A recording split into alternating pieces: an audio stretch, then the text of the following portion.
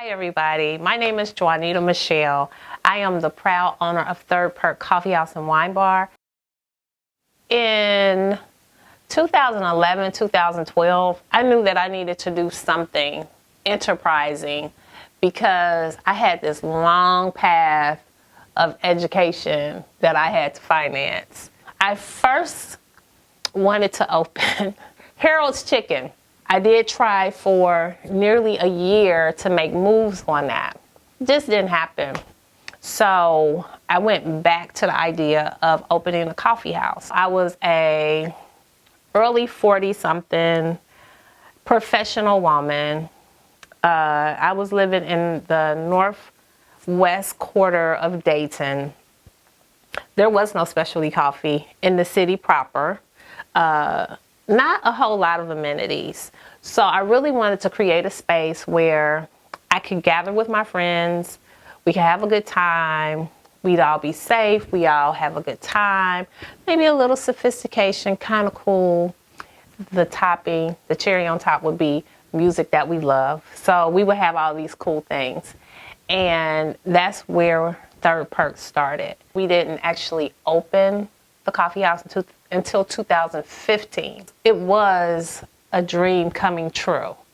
And then you had people coming in and they were enjoying the space. When I think back on what people have said about the coffee house, it's like, oh wow, like I did that. And there was one time, this may have been maybe at the height of 2017, when I recognized that it really didn't belong to me anymore. We had a regular rotation of artists coming through, displaying their original work. We had built a community of poets, and they were doing open mic series. And then we had entrepreneurs that were coming, and they were planning. And we had movies that were filmed. And it wasn't just like a black thing. Everyone was using our space. Politicians were using our space for fundraisers. It was just a really cool space, and people really, it's like they leaned into the mission and the vision that we were trying to carry out. The really cool thing about the coffee house, the really cool thing about Perk, is when they started calling it the People's Coffee House, and and it's the People's Coffee House, and it's like, yeah, because all of the people are here. Like, all of the people are here. And you'll come down at any given time and you look in the coffee house and it's like, yes, this is such a great example of what our community looks like. When COVID happened, there was a lot going on. And I have one of those lives where there's always a lot going on. I closed 2019 as a divorced woman.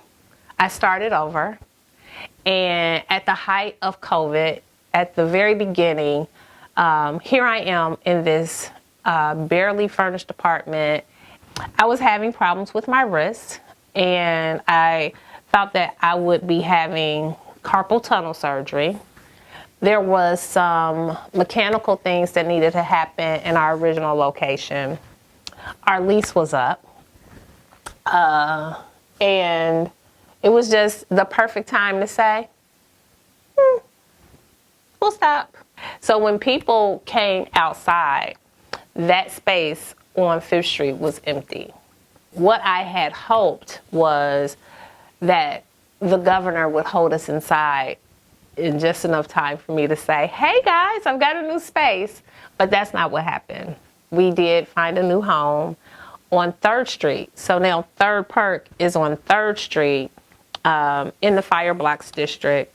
Things just changed, and what we thought, sometimes things don't happen the way we want them to. We've had 2 other locations that we've closed in the past. We opened at the Northwest Branch Library. We were their first food vendor. We operated there for about 18 months before we decided to close. And we also opened right before the pandemic at the Dayton Mall. And Lord have mercy, that space just didn't stand a chance. People didn't return to the mall. We were having folks who were in downtown Dayton now working from home. You can't make it up. You know, it's not like we can fax. We can't fax our business. We have a business that dictates that you have to have people coming in and spending money often. And then we've had some corporate giants, as far as on my side, we've had some corporate giants move into downtown Dayton. And it is a popular corporate giant, and people love it. And it's hard to compete with that. I lost my mom in 2022. My mom never really had a chance to soak up the third perk. Her health was pretty much on the decline as we opened. So she never spent a lot of time in the coffee house. When she passed in January of last year, I can turn back around now and say, oh, you stopped. So I kind of stopped. I was places, I was doing things. It looked normal, but now that I look back, it's like, it wasn't normal. You were not okay. And somewhere, I believe it was in August of last year, I came up with an idea to create a podcast called The Broken Entrepreneur.